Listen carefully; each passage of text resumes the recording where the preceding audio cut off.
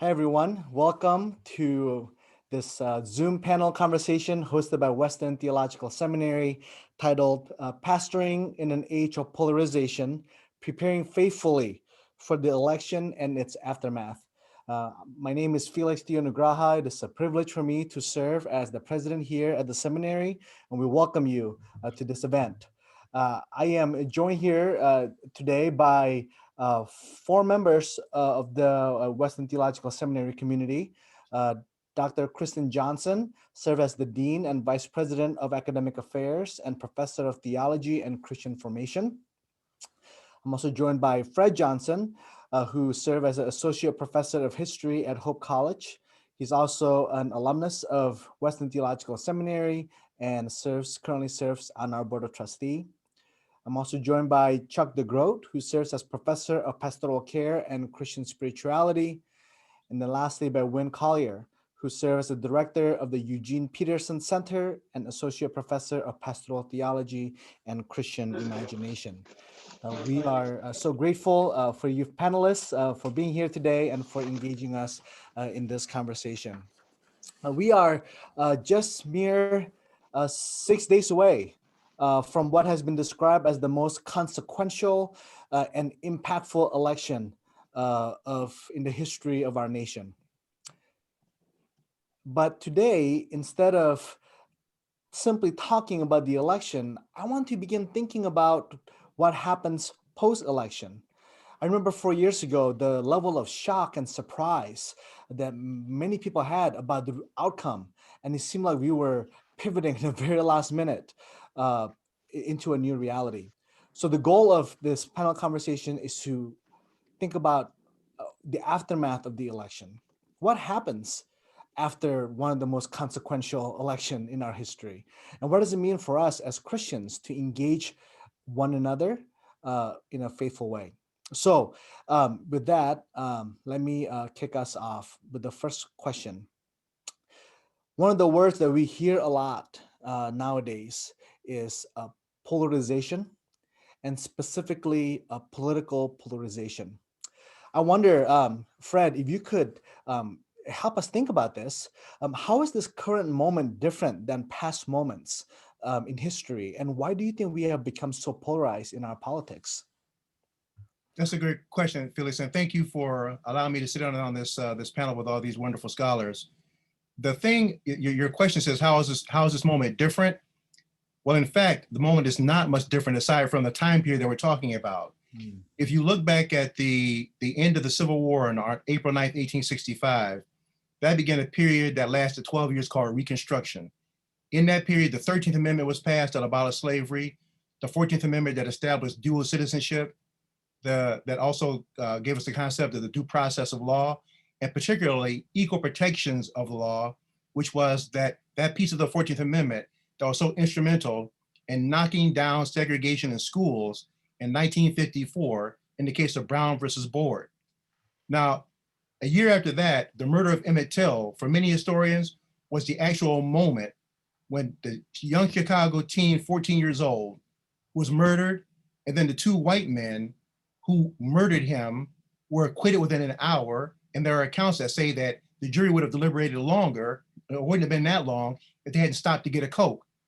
So the two men that killed him eventually gave a full-blown interview to investigative journalist William Bradford Huey, and they admitted to this investigative journalist that they had murdered Emmett Till, and they walked scot-free. In that year, 1955, there was another teenager named John Lewis, who just passed away recently, that got energized to get involved in what was at that point the beginning of the Civil Rights Movement. And the Civil Rights Movement, if you think about it, was sought to undo all of what Reconstruction had failed to do after the Civil War. And so people were marching in the Civil Rights Movement to do what? To get the right to vote. They were getting the right, they were marching to have the civil rights that had been granted on numerous occasions after the Civil War to finally have those particular laws be enforced. And then in 1964, the Civil Rights Act was passed. Then in 1965, the Voting Rights Act was passed. Now I want to emphasize, the Voting Rights Act was a constitutional, the Voting Rights Act was a piece of congressional legislation that had to be passed because the 15th Amendment that gave Black men the right to vote, sadly not women, but Black men the right to vote, had never been enforced. So nearly another 100 years had passed with Black people being forced back into second-class citizenship. So you have this moment of progress and all the social ferment that was because of it. You know, we need to remember too that during the 1960s, the Vietnam War was going on. So a lot of poor brown and a lot of poor white kids were being sent to Vietnam because of the draft. They didn't have the money to go to college because unlike today, where getting out of high school and going to college is considered to be, you know, a natural progression. Back then, it still wasn't that. It still was not normal. You had to be quite wealthy, or you were considered quite wealthy or connected if you got a chance to go to college. So all that was going on, in addition to the fact of the struggles in the streets, and then by the time you get to April 4th, 1968, when Martin Luther King Jr. shot down on the balcony of the Lorraine Hotel, it seemed like everything came to a grinding halt. And the social situation rearranged itself. And then if you fast forward to 2008, Barack Obama was elected president. And it seemed like the country had taken this great leap forward. I remember so many people were happy. I was right downtown at the City View restaurant. People were hugging and kissing. We saw on the big Jumbotron screen, people in Grant Park in Chicago, Black people, brown people, people from Asian background, people from everybody, men and women, Black people, white folks, just hugging and kissing, saying, you know, we've done it. We finally got to a point. We've handled this horrible racial history in America. I remember somebody saying, we are now a post-racial America. I thought to myself, you may want to slow your roll on that. Because what happened was that Obama's election was a wonderful event. But see, before then, there had been demographers saying that America was going through a great demographic shift because of immigration and because of a flattening birth curve in the United States. And because some communities were having a higher birth rate, that the complexion of the country was literally changing. They called it the browning of America. And so there was at least 35 to 40% of the nation that saw Barack Obama's election as president of the United States. They didn't see it as a good thing. They saw it as the beginning of the apocalypse. And they have been on a tear ever since. And what happens now is that you see the first phase of Reconstruction, we had progress, and then we actually snapped it all back. Then the Civil Rights Movement, a lot of progress, then they snapped it all back. Then Obama, a lot of progress, and now they snapped it all back. So America's been going through the same trend of a first, a second, and a third Reconstruction. This is the reaction to Barack Obama's election. Just like there was a reaction to the gains of the Civil Rights Movement, just like there was a reaction to the gains of Reconstruction. And so whenever that constituency of 35 to 40%, and it's amazing how that remains consistent. Obviously, it's not the same people because generations die off and generations are born, but the mindset, the perspective, the idea that certain people are in and deserve the best that America has to have, and others either shouldn't be here or don't deserve to have what they get.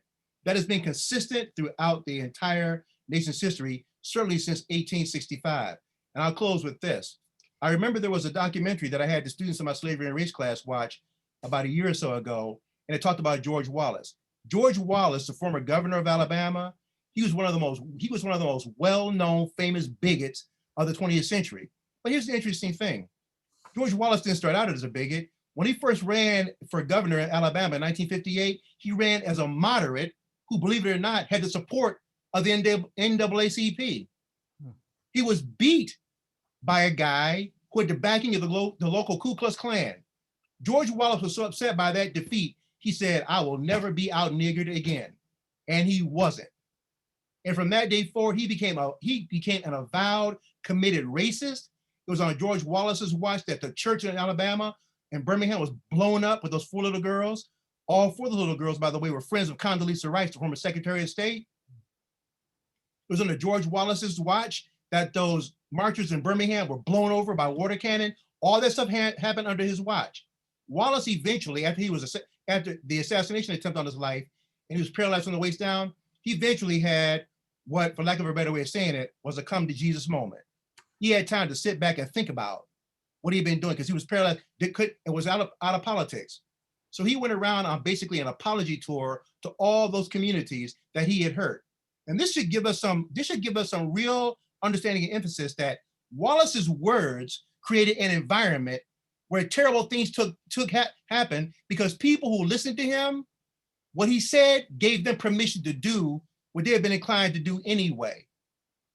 And at the end of that documentary, there's one Black pastor who said, "Forgive Wallace, I can forgive him, but one thing I will not forget is that this man spent over 20 years running for the office of the presidency, and he had at least 40% of the population that supported him. Wallace was just a man, but 40% of the population agreed with him. And so right now, we've had at least that same 35 to 40% of the population that's been supporting these diatribes of telling some of these women in the Congress, go back to where you came from, trying to tell us how to run our country, and calling Mexicans rapists and drug dealers. And 35 to 40% of the people who hear this, apparently from my observations, they either can tolerate that or they're okay with that. Either way, we've been here before, and if the trend continues in American history, we'll be here again. So for me, it's not a question of will it happen again. It's a question of, just like the National Archives building says, the price of freedom is constant vigilance. We got to be on the constant lookout for the next Wallace that will certainly rear their head, because one's coming. We need to remember that those protesters down in Charlottesville, North Carolina, back in 2017, they were walking around with tea cans talking about Jews shall not replace us. Those weren't old grizzled men. Those were young men. There was a young man that drove into that crowd of protesters and killed that young woman. So there's a fresh generation that's preparing to take the place of the ones that are currently causing all the division. Thanks, Fred. I'm going to open it up for the panel to respond here, but sounds like Fred. So I mean, what I'm hearing is that this is part of our history. This is part of our past, and for those who are experiencing this polarization almost for a first time, it's been. It's not because it hasn't been happening. It's because our position, our location, has allowed us to not see the level of the tension, the intensity, and the conflict that has been occurring throughout the history of our nation. Would that be an accurate way of saying it? Yeah, and I think that what happens is that, let me put it like this, Felix.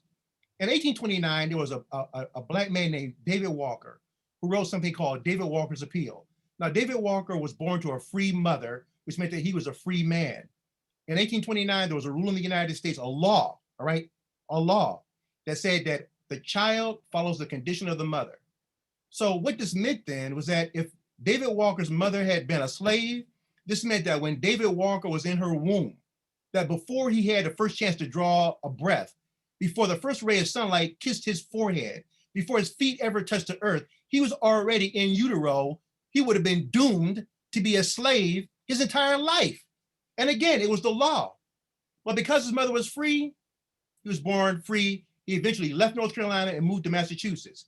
And in 1829, he wrote his appeal, where basically he was talking about the humiliation, the lack of civil rights, the lack of opportunity, the second, third, fourth class citizenship. That's 1829. Fast forward to August 28, 1963. That day on the steps of the Lincoln Memorial, the Reverend Dr. Martin Luther King Jr. started out, before he got to the I have a dream part that everybody always remembers and wants to talk about. King said, "We are standing today in the shadow of a great American who more than 100 years ago signed the Emancipation Proclamation, which came as a beacon of light to millions of enslaved Negroes." He said, and now it's 100 years later, and those Negroes still find themselves living on a lonely island of poverty in a vast sea of prosperity. And then he went on to enumerate some things that were wrong as far as he was concerned relative to the social structure. Now, if you read what David Walker said in 1829 and follow King's language in 1963, we're compelled to ask some questions. And the question is, how is it that a man in the middle of the 20th century, if you assume that David Walker and King had not been meeting each other in out-of-body experiences, if we assume that David Walker had not risen from the grave to talk to Martin Luther King Jr., give him some crib notes, these two men, one at the beginning of the 19th century, one in the middle of the 20th century, are basically articulating the same vision, the same problems, the same challenges, the same inequities, the same injustices in their time. And the only thing we have to do then is ask the question, what's going on? How is it possible that David Walker says something in the 1820s Martin Luther King Jr. says the same thing in the 1960s after 2 world wars and 6 years away from putting men on the moon. They have basically, aside from the cosmetics of the technology and the social structure, it's basically the same thing. And we have to at least ask the question, why is that? Something's going on. Something is not changed. And so many people today are wondering, well, what are they talking about? Well, you know what? That's maybe where we had to look into the history and maybe believe that what people are talking about actually is happening. Yeah, thank you. I'm wondering if I can ask Winn to respond. Winn, prior to coming to Western, you served as a pastor in Charlottesville, and you were there in 2017.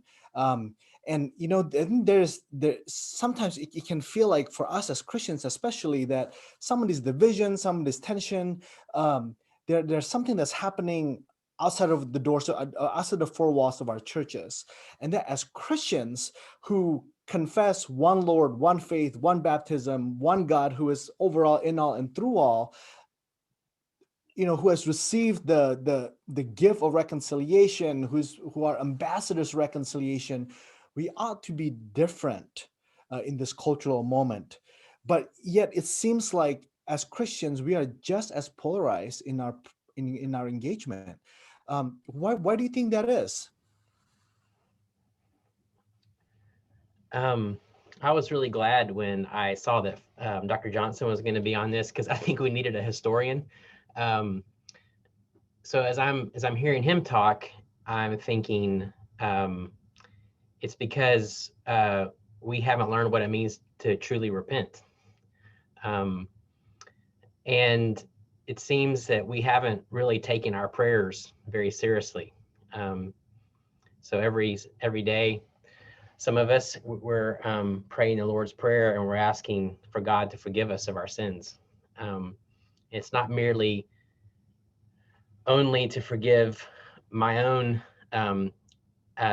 failures, but it's our collective failures that we're a part of. And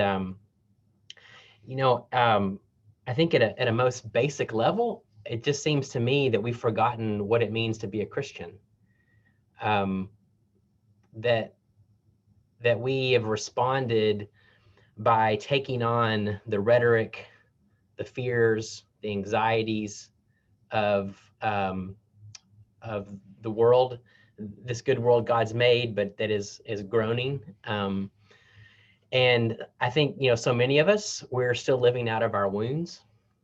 I think we're living out of our fears. I think we've bought into the idea that the way that we feel safe or okay is by making certain that we are absolutely right, that no one thinks that there's anything wrong in us, and that the way to achieve that in the world is by some use of power, worldly mechanism of power. And yet, we're part of the kingdom of the one who laid his life down for love of the world and love of others. It's just hard to imagine listening to Jesus's call to take up our cross and die, to love our neighbor as ourself, and then to constantly see the other as an enemy, to see the other as someone that we're just supposed to overcome or overwhelm or protect our rights at their expense. Not to be too simplistic, but it seems to me that if we genuinely love the Lord our God with all our heart and all our mind and all our soul and all our body, and if we genuinely loved our neighbor as ourself, this whole infrastructure would just start to crumble. And I hope and pray for that. Felix, can I share something? Sorry, Fred, please go ahead. There's something, something that Winn said about, loving our neighbors ourselves. And you're asking, your question was, why aren't Christians, being different than the world is when it comes to the polarization? That's a good question. And it's something that we've seen before. And it may have to do with the fact of America's notion of Christianity. What exactly is that? that was addressed in 1845 when Frederick Douglass wrote his narrative. And he said, and I have it right here in front, so let me just read from it. He said that he had been so hard on so-called religious slaveholders, people who owned, bought, and sold other human beings. And Frederick Douglass had belonged to someone of that caliber. And when he wrote his narrative, he was so hard on religion, he took time to clarify himself, and he said, I find since reading the foregoing narrative that I have in several instances spoken in such a tone and manner respecting religion as may possibly lead those unacquainted with my religious views to suppose me an opponent of all religion. To remove the liability of such misapprehension, I deem it proper to append the following brief explanation. In other words, let me make this clear. What I have said respecting and against religion, I mean strictly to apply to the slaveholding religion of this land and with no possible reference to Christianity proper. For between the Christianity of this land and the Christianity of Christ, I recognize the widest possible difference, so wide that to receive the one as good, pure, and holy is a necessity, to reject the other as bad, corrupt, and wicked. To be the friend of the one is a necessity to be the enemy of the other. I love the pure, peaceable, and impartial Christianity of Christ. I therefore hate the corrupt, slaveholding, women whipping, cradle plundering, partial and hypocritical Christianity of this land. Indeed, I can see no reason but the most deceitful one for calling the religion of this land Christianity.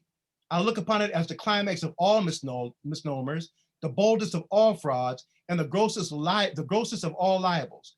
Never was there a clearer case of stealing the livery of the court of heaven to serve the devil in.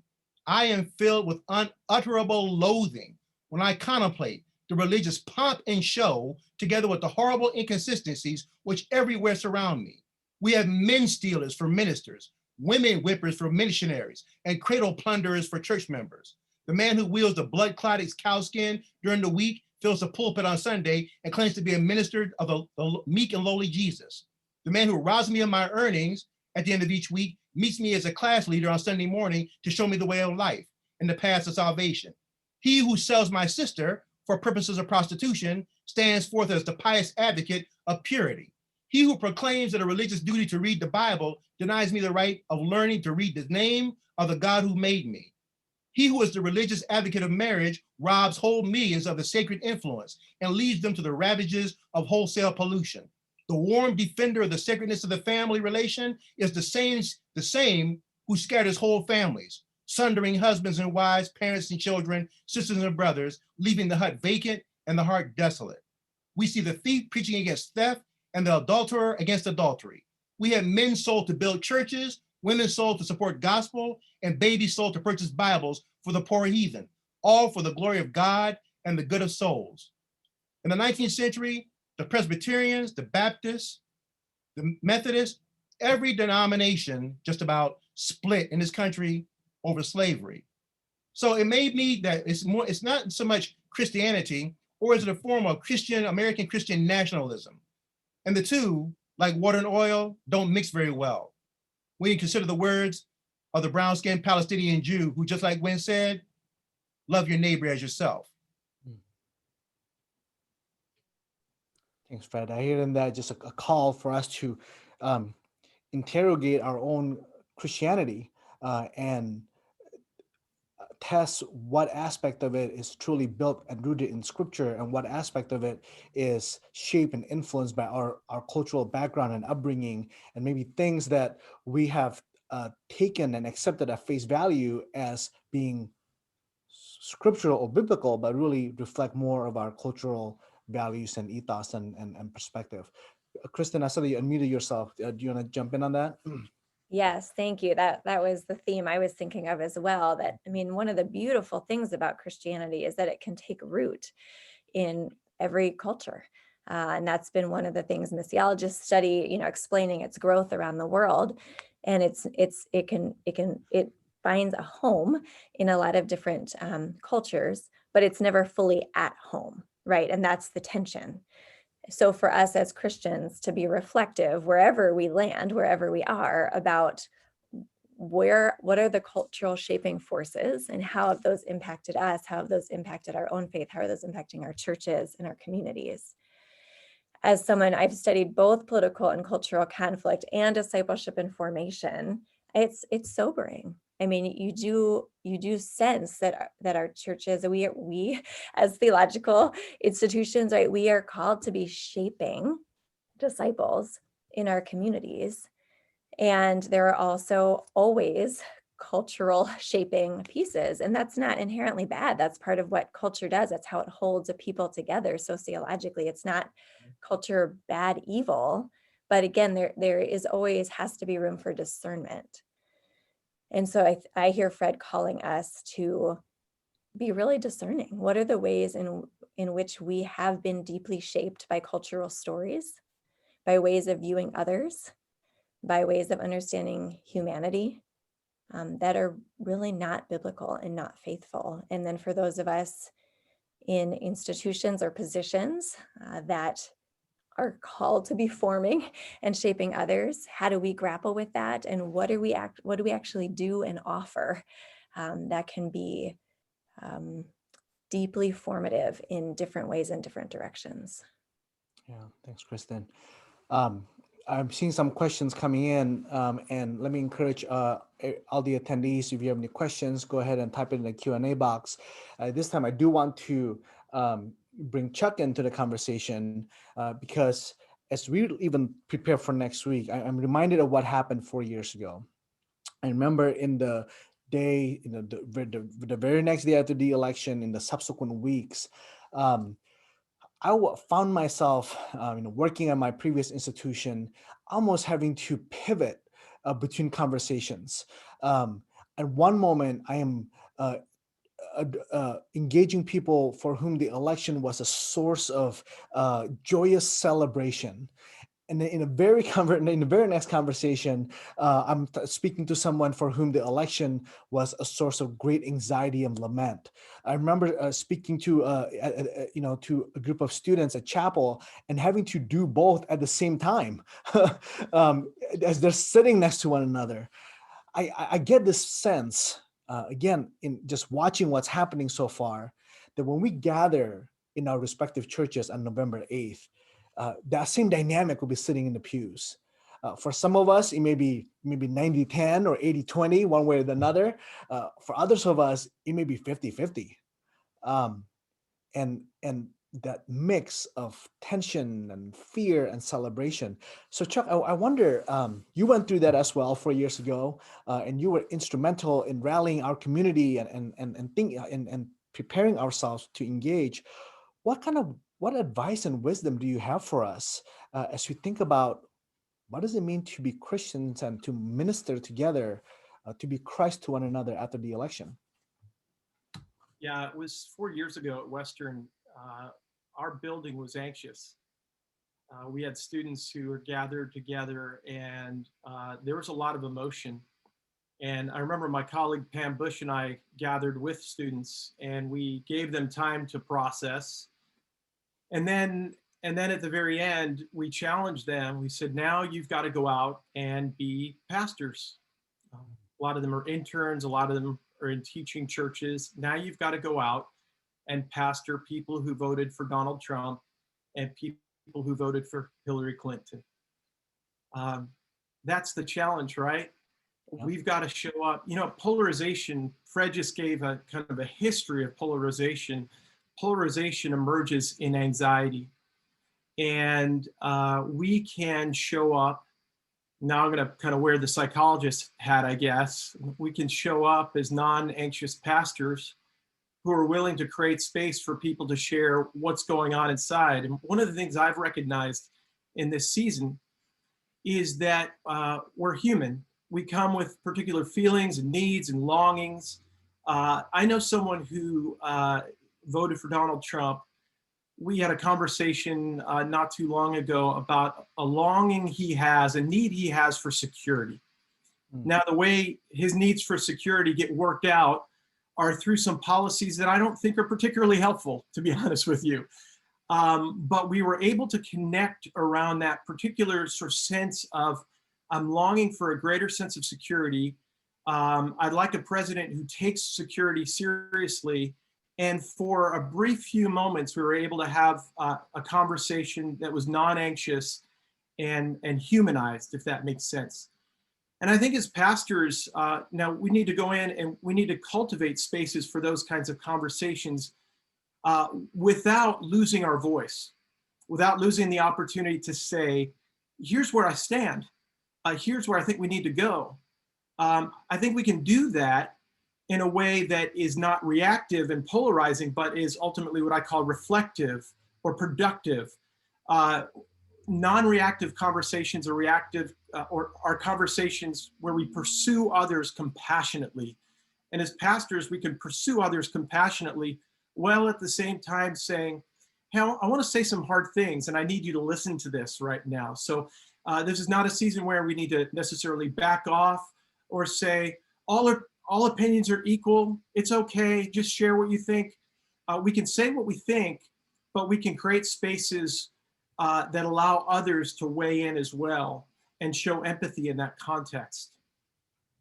Yeah, thanks, Chuck. I want to open it up to the rest of the panelists in a second here, but Chuck, I do want to press in a little further, if I may. You're hearing, I'm hearing, others are hearing just the number of pastors who are just exhausted. The pandemic, responses to the pandemic have become politicized. Preparing for the election, I mean, we're hearing about pastors who are thinking about retiring, have retired, who have decided to resign from their churches, and there's just, people are concerned. Pastors are concerned. How do they become the bridge builder and ambassador of reconciliation in such a moment? Can you speak more to that, about just this very real sense of weightiness, and what kind of encouragement would you have for our pastors? Yeah, I think you're right. I think pastors are feeling a ton of pressure right now. They're feeling the pressure to speak to these things that Fred just named, right? And yet, when they do, they're getting the Monday morning emails from congregation members. There are churches that are on the verge of splitting right now over wearing masks, you know? And we've lost, I think, a biblical sense of freedom for the sake of the other, freedom for the sake of our neighbor, freedom for the sake of community. Right now, it's my freedom, my freedom, my freedom. And so pastors are wondering, how do I speak in to this moment? I think one of my particular calls is to be present to pastors, but that requires them to say, hey, I need help. And if there are pastors listening right now who are carrying the weight of all of this stuff, who are like, they've got Jamar Tisby on Audible right now. They're listening to that. They're listening to Cass. They're listening to all these books, trying to figure out, what do I say? What do I need to know for this moment? Reading books on polarization, anxiety, systems. Okay, it's okay. You're overwhelmed right now. I get it. This is a really, really hard season. So what will it look like for you to take just a few moments to get with a pastor who maybe is 15 or 20 years older than you and talk about how hard it is? It's not easy to pastor right now. And so we need one another so that we can enter into these spaces in more healthy ways, in non-anxious ways, and in reflective ways, and speak truth where we need to speak truth as well. Thank you, Chuck.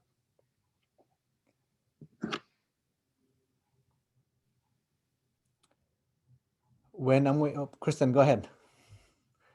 I think one other piece to maybe add into the mix here as we think about the challenges of this moment is that we have increasingly become more politicized as a culture. And this is something that political theorists and political scientists are pointing to, that over the past few decades, politics has come to take over more and more of our collective life together.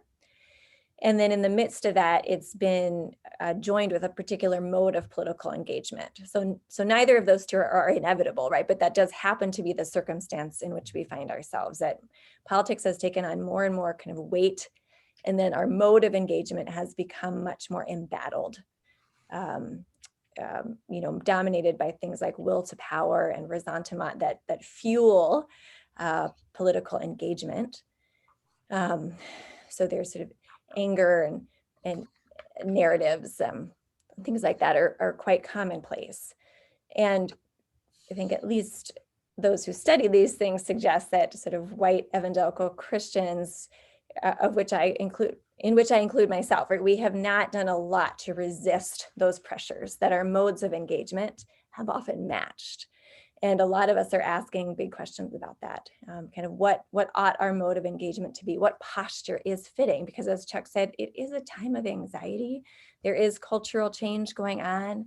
There is demographic change. These things, there are economic changes that are real and are impacting people's lives.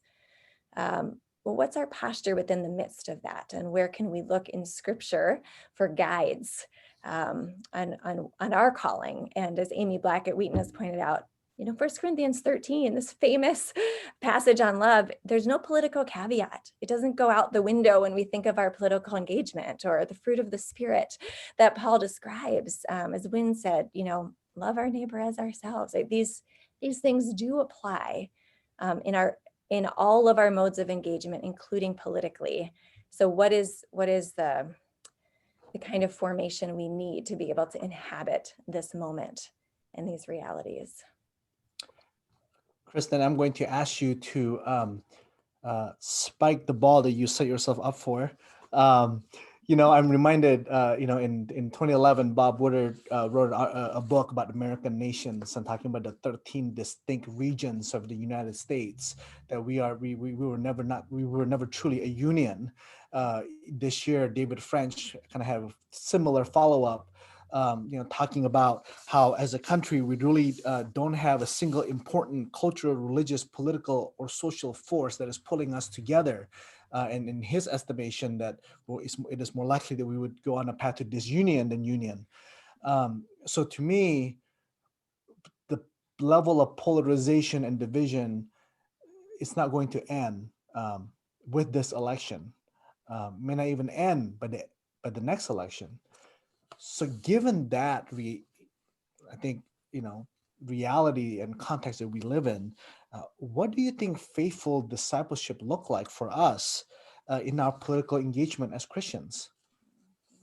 Yeah, great question. And I do agree that this, what some call deep difference on these levels of division, they are part of our current political reality, and they will be. And so again, we're pushed to that question of what does faithful discipleship look like for us, and then for the ministries of which we might be a part. And how do we think about that?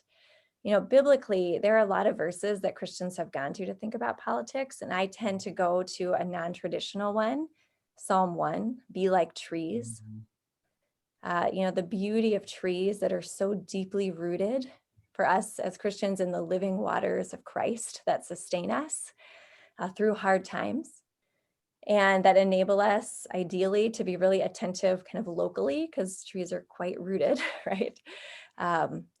But a tree, if you think about what they do, they look out and, they take in the carbon dioxide, they offer life-giving oxygen, they offer beauty, they offer shade, they offer sustenance. There are a lot of roles that they play. And, but whatever role it is, it's really not only for themselves, right? The oak tree doesn't only offer oxygen to other oak trees, right? Kind of the whole ecosystem of which they're a part is better. And I think, wow, wouldn't that be amazing if that's what Christians were known for?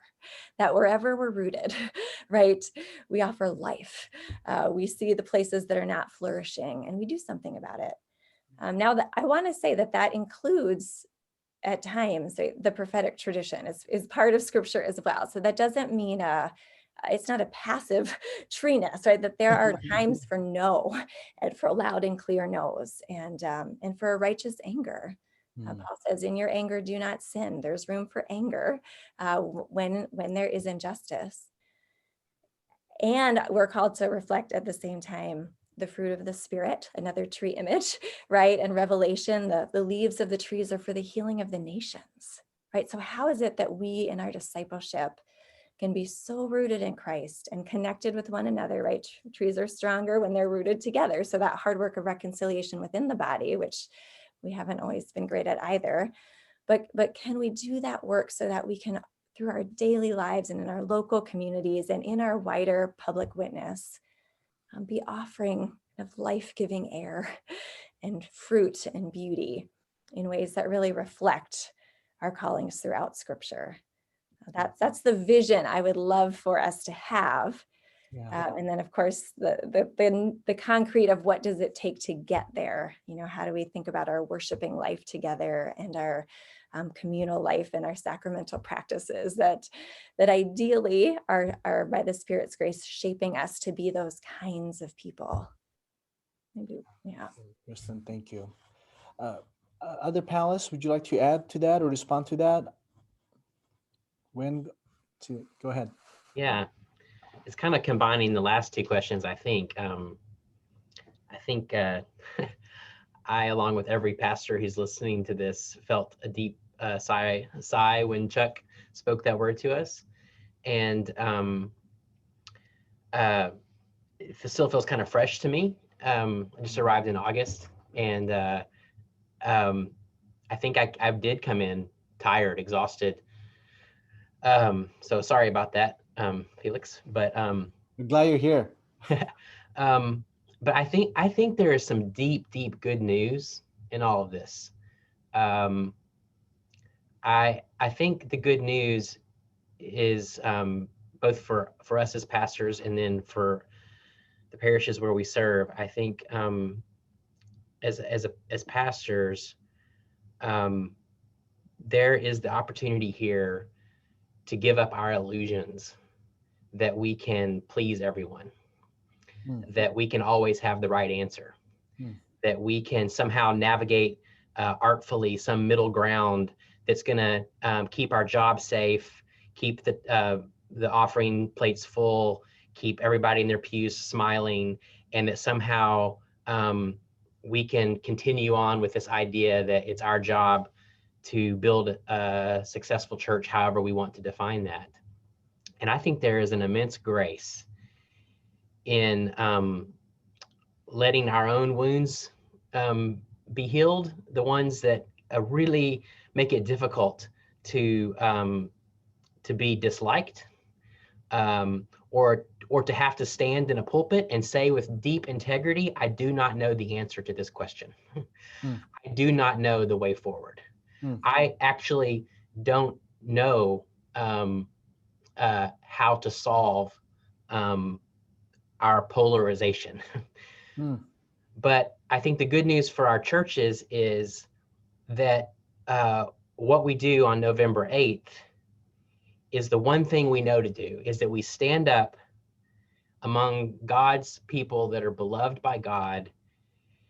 And once again, we point to Jesus and we say, let us worship our God.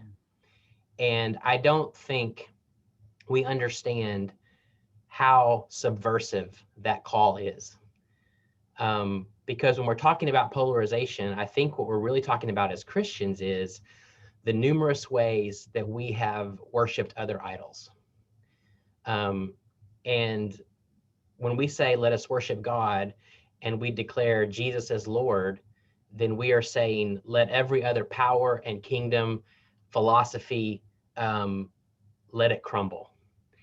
And I don't know about you, but I am so hungry for a church that once again would proclaim with conviction Jesus as Lord and denounce evil within us, around us, what we've participated in. And there's nothing to fear in that, because what we're talking about is freedom. We're talking about the beloved community. And I want that. And so whatever has to crumble in the meantime, and if that means for some of us, our jobs get rocky, if that means all of the masks that we've worn to try to keep chaos at bay, all of a sudden that crumbles, I think that's a grace. And I think that's discipleship. That's becoming more like Jesus. And I'm actually hopeful for that. Thank you, Winn. Well, I'm getting a lot of questions here from our attendees. So I want to raise these and ask you to answer them. One question, from what Fred says earlier, there's a kind of necessary polarization or division in culture and even in the church. how can we know when to press into division, and how can we know when to seek to heal divisions? Just some really pragmatic, practical question here about knowing what to do in these moments. Yeah, I'm thinking about what Winn said just now, which was very beautiful, and a lot of what Kristen and Chuck offer as well. But I think that, since we're talking about what advice can we give pastors in this moment, one would just be, basic information. Because this moment is not a one-off.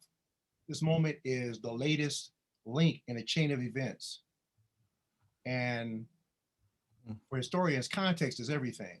So being able to link what's happening right now with what came before and where we've been here before would help, gives us information, gives pastors the ability to be able to speak into the moment, and not in a reactive mode, but from a mode of being informed about the overall dynamic of how we got here.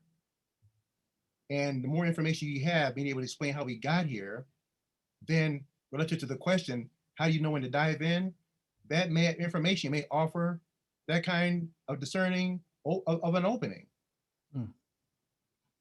But then there's another part too, which is, and this is something that I've had to tell students when we be talking about theology and stuff, is that it's a sad thing to have to come to terms with, but there may be people in congregations who just flat out do not care about some of the stuff that people call injustice. They'll focus on the glory and the spirituality and the mysteries of God, and all that's true and wonderful, and it's very comforting and it's very uplifting. But the other half of that is that we live on earth as material realities. And when people are trying to wrestle with that part, then to speaking only to the mysteries and the glory is kind of speaking to just a part of the reality. It is the real reality, but it's still a part of the reality. And I've always tried to, I have found it a struggle myself. Well, what do you do when people just say, like, I just don't care about that? And, I'm reminded of Jesus, shaking the dust off his feet and just walking away and leaving the situation. You do as much as you can. And then do you just accept, do I as a Christian just accept that there are people who will be like that? You can't, it's not, and you don't want to have a confrontation to change your mind, but there's got to be somewhere in all of this recognizing that. And I guess part of it has to do with what Chuck said, that when you simply just engage somebody and you, in that neighborly fashion, maybe disagree with them, but not necessarily having to still treat them as something other than the imago Dei, the image of God, and whose image they've been created. Yeah. There's actually a follow-up or similar question that just touch on what you just said here, Fred. Someone asked, as a pastor, I am working to help my people learn our history as citizens and people of faith. However, even talking about the history is deemed polarizing. Pushback comes by either labeling the work as liberal agenda or politics, not our problem because we weren't there, focusing on the past and ignoring the progress made, or 4, unnecessarily divisive. So help us think about, what's, again, approach and content, knowing that there are some pushback that will be coming, even as you try to disciple our churches in this really difficult topic. Yeah, I'm reminded of the school. There was a school system in Texas that wanted to have that didn't. It was either Texas or Tennessee, but they wanted to have slavery discussed not as though people were owned and worked for free and didn't have any kind of freedom, but they were like guest workers. So this sort of comes down to who's telling the story and how is the story being told. Because how somebody wants the story, you can label something, the liberal agenda or the conservative agenda. You can give it any label that you want. But like John Adams said, facts are stubborn things. The story is the story. And what that says to me is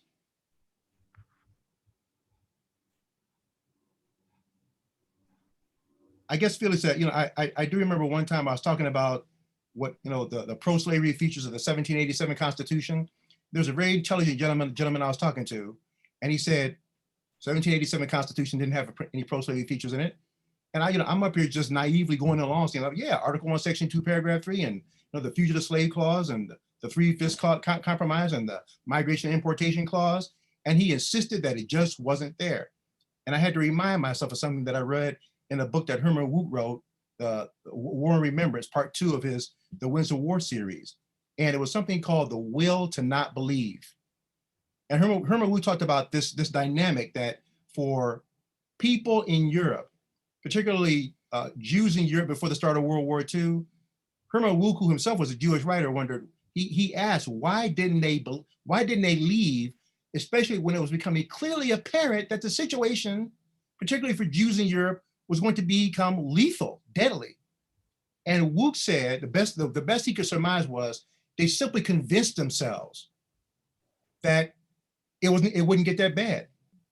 That no matter what was being said, it wouldn't get that bad. And so we cannot dismiss the power of the mind.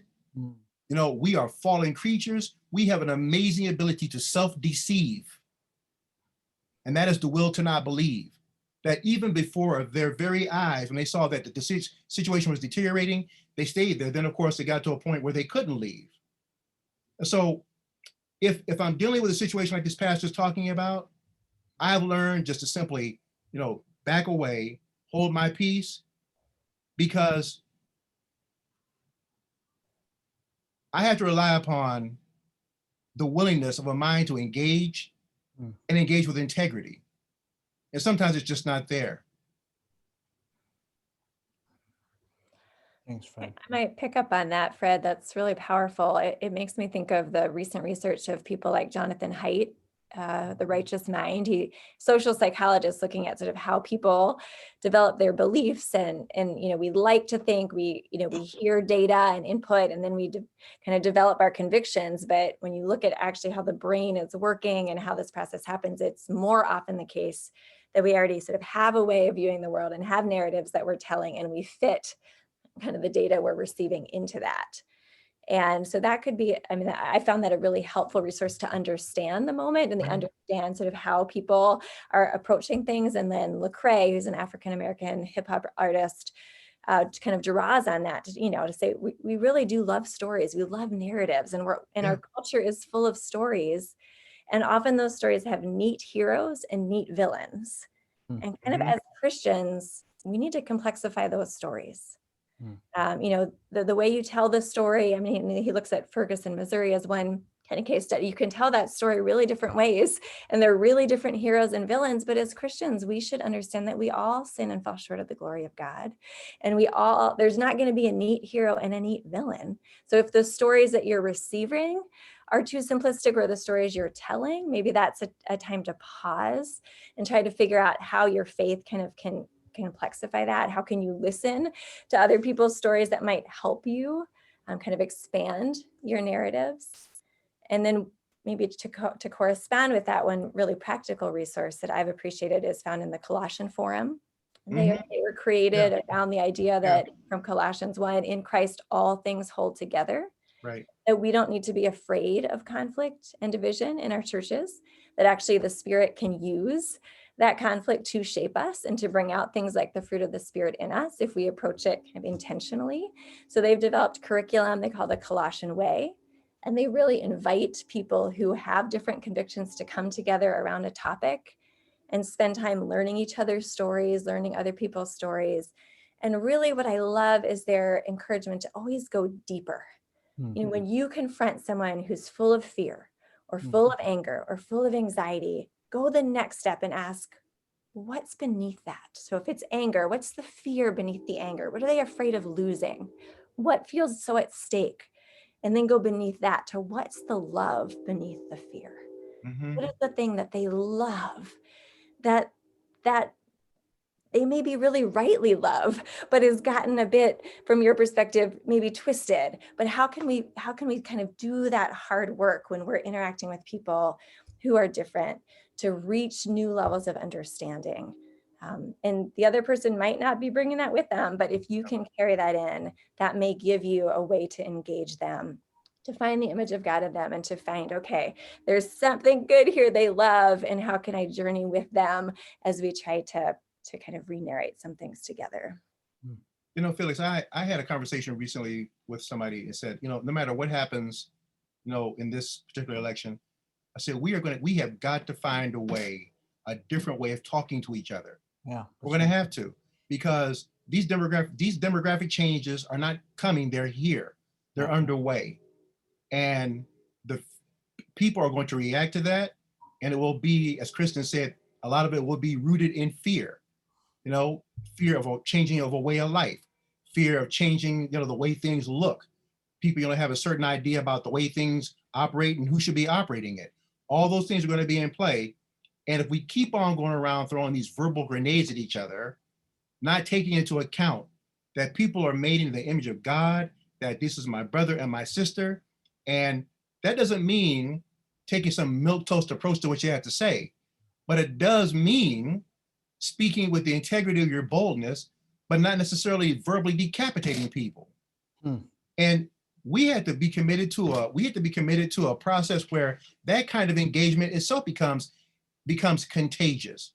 The Colossians Forum does a great job, and Kristen's right. They purposely have oriented themselves to taking on the tough subjects, and they go into churches to deal with tough subjects because there's a sincere belief, and they're correct. There is a way where Christians can do this and still walk away not being enemies. You know, and so if you look at you know, in the scriptures, Jesus disagreed with so many people. That was his mission, to disagree with people. But he always did it in a way that somehow left them better if they wanted to be better. So can we do that in a way that wants people to be better, and if not, to still love them anyway? That's good, Fred. That image of verbally decapitating people. That's a poignant one. Along those same lines, there are a couple of questions about social media. Talk a little bit about discipleship as it relates to our age of polarization and the use of social media. How has social media contributed to our age of polarization? And what would a Christian discipleship as it relates to social media look like? What would it look like? Think about how our culture has changed. You know, sometimes I take different classes of Hope students over to the cemetery at 16th and Fairbanks, and I have them fan out and just look at the headstones. And they see sometimes, you know, like people who were buried, let's say in 1882 or 1870, and sometimes they'll see a child's headstone and all it says is baby on there. And I asked them, I said, so if someone lost a child today, and people do lose children today, understandably and tragically, but I said, consider the difference between 1872 and today. Because in 1872, that family is hurting and they have baby, and that's all you get. That's all you need to know, visitor to this particular place.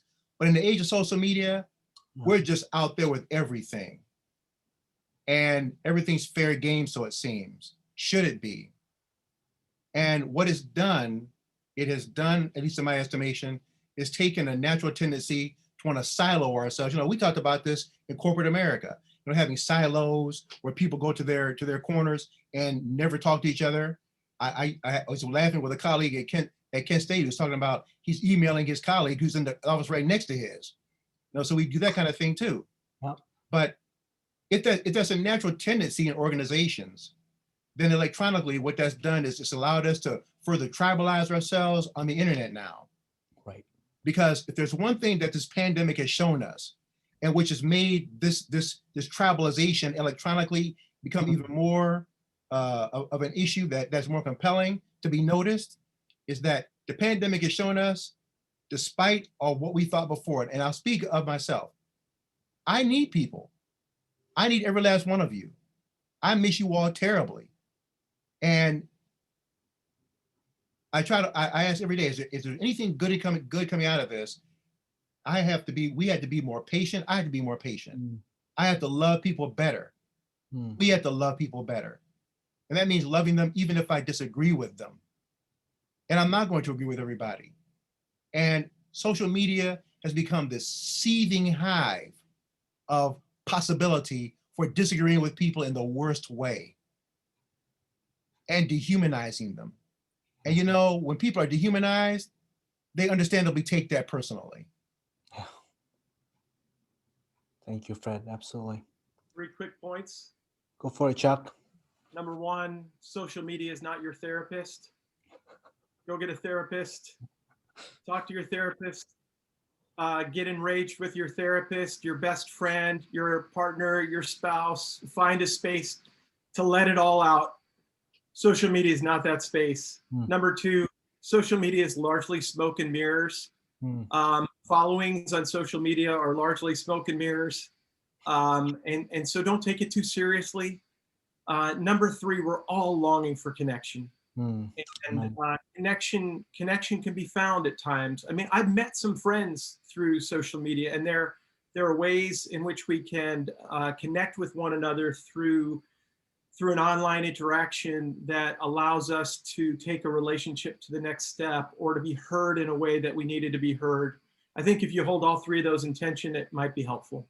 That's good, Chuck. So I can stop liking everything you're saying on Twitter and you'll be okay? That would hurt me deeply, and I would need to go see my therapist. You know what? That's what I thought. I'll keep liking it right now. Yes. We have a lot of pastors and graduates who are on this watching this panel conversation, but we also have some church members, and so we have about 10 minutes left. And so I'm wondering, Winn, if I can direct this question to you. Someone said, as a congregation member, I feel the desire to hear a challenge from my pastor. I want to hear my church leadership take a stand on racism and climate change and other issues which deserve a Christian response, but I also understand the risks associated. I wonder, as someone who pastored a church for 25 years, if you would answer this question: what is fair to ask of my pastor in this moment?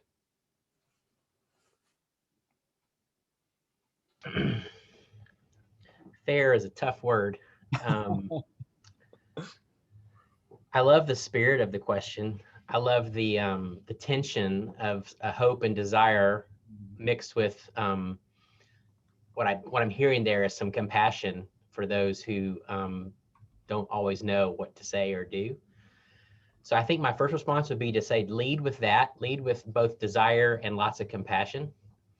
I think I would also say,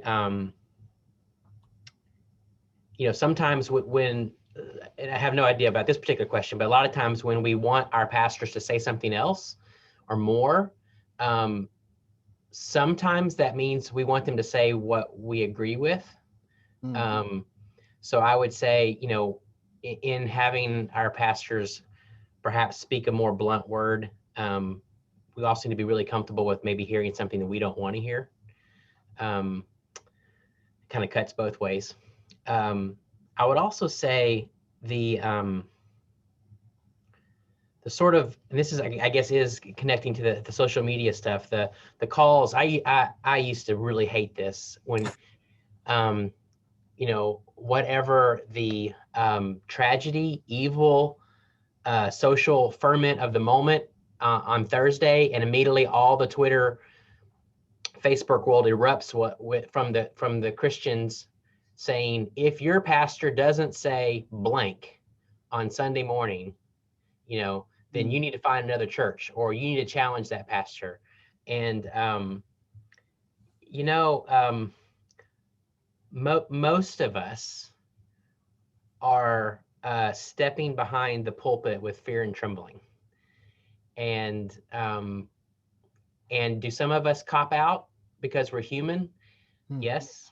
Are some of us slow to speak because we don't trust the energy of the age? Yes.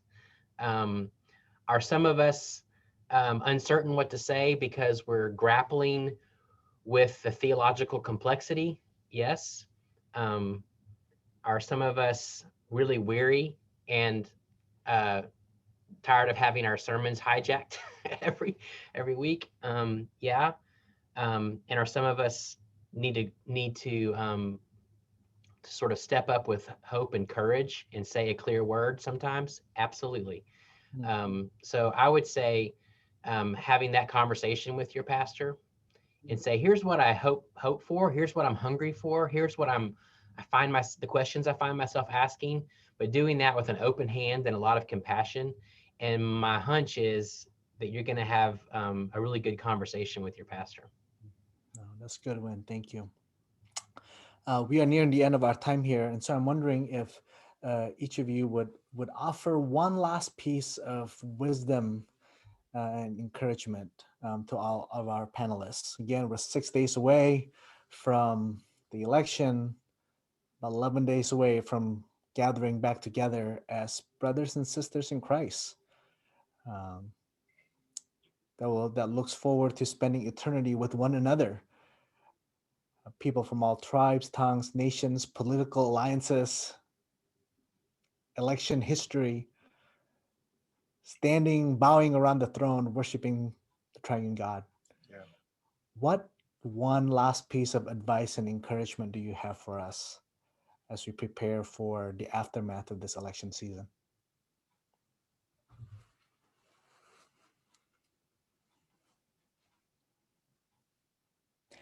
Well, since no one's mentioned Augustine yet, I feel like I got to mention Augustine. I mean, he lived through the fall of Rome.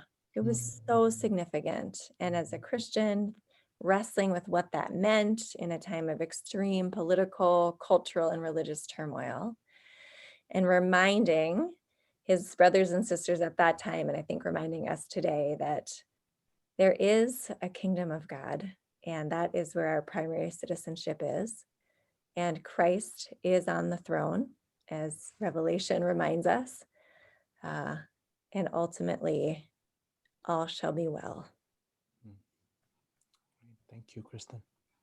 You know, Felix, I often, because I'm with students now, I feel the despair at times and the desperation, right? Mm-hmm. And I do think we're in a moment of reckoning. I like the language of Walter Brueggemann. I think we're in a season of massive disorientation. I also trust the story that leads from disorientation to reorientation, from death to resurrection. And we have to steward seasons like this. And I think it's in seasons of disorientation, we often try to grasp on, you know, we just got to get the church back to what it used to be. We got to get America back to what it used to be, whatever it might be. And sometimes it's our job as pastors and lay people and everything in between, everyone in between, to let things die. I've been a therapist now for, as well as a pastor, for over 20 years. And I've stewarded the dying of many dreams, some marriages, but I've also been a witness to hope. And I trust the God of the death and resurrection cycle. The one who raised Jesus from the dead is the one who I trust to get us through this season of massive disorientation. And so, as I say to my students often, it's going to be okay. It will be okay. Thanks, Chuck. Thank you. You know, Felix, in Abraham Lincoln's second inaugural, he said that it may seem strange that any man should dare to ask a just God's assistance in wringing his bread from the sweat of other men's faces. And you know, it's interesting that he didn't say it may seem strange that any man would ask God's assistance, but he qualified it by saying a just God's assistance, a God who understands the difference between justice and injustice, a God who weighs in on the side of justice and those who have been marginalized and those who are seeking comfort and shelter in him. But then he went on to say, but let us judge not, lest we be judged. The Almighty has his own purposes. And the Almighty has his own purposes. And so we need to remember that however God is choosing to work this out, he's choosing to work this out, and this moment did not catch him by surprise. We also need to remember that for those who would say there have been no changes, even with the cycles of Reconstruction, then the second Reconstruction, then the third Reconstruction, Congressman John Lewis, who passed away recently, who was more eminently qualified than me to recognize this since he lived through so much of it, he said that whenever people came to him saying that nothing had changed, he would push back on that very gently, saying, but they had changed. I've seen those changes in my life.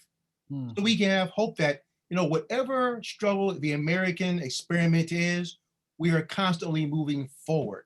Sometimes not fast enough, sometimes not with the kind of least that we have, but we're moving forward. We are still one of the largest multi-ethnic, multi-racial, multi-linguistic, multi-religious, pluralistic democracies on the planet. There's going to be difficulty, but there's going to be difficulty if we're Christians. It's kind of a guarantee that life will be difficult because we are called to not be like the world, although being in the world. So we're making these revolutionary changes which includes loving those who may not necessarily agree with me, with us, but not because I'm so inclined to do that, but because of the master I serve. And because he took it upon himself to hang on that cross. I am renewed every morning that the Spirit gives me power to get up, to go out and try it again, because that's the calling. My boss is a Jewish carpenter, and every day, this is what I seek to go out and do. We should have the hope that Kristen was talking about, and because he hung on that cross, and because he got up on that third day getting up, because of that, we know that there's victory in this in the end. Amen. Thank you, Fred. Good word. I don't think I have anything more to say. Just an echo of have courage, hold on to hope. This might kill us, but we know what God does with dead things. Yeah. Amen. That's Amen to good. that. Well, let me close just with this encouragement and with words from Psalm 91. I think this is a moment where we have to do a gut check about where we find our identity, where we remind ourselves to whom we belong, where we remind ourselves for whom we live. And regardless of whether we are saddened by the outcome of the election, we are rejoicing at the outcome of the election, regardless of what kind of pressure and tension that we're experiencing in our lives, in our families, in our congregations, and whether we are looking forward to Thanksgiving and Christmas and having some of these conversations with our family members and friends. Let me just encourage all of us to remember that Jesus is King, that he is reigning and he continues to reign. Let me just close with the words from Psalm 91 as a word of encouragement and blessing. Whoever dwells in the shelter of the Most High will rest in the shadow of the Almighty. I will say of the Lord, he is my refuge and my fortress, my God in whom I trust. Panelists, thank you so much for your time and wisdom today. Friends, thank you for joining us for this conversation. We will continue to lift you up in prayer as we continue to live our churches and our country in prayer in this season. Have a great rest of your day. Blessings. The Lord be with you.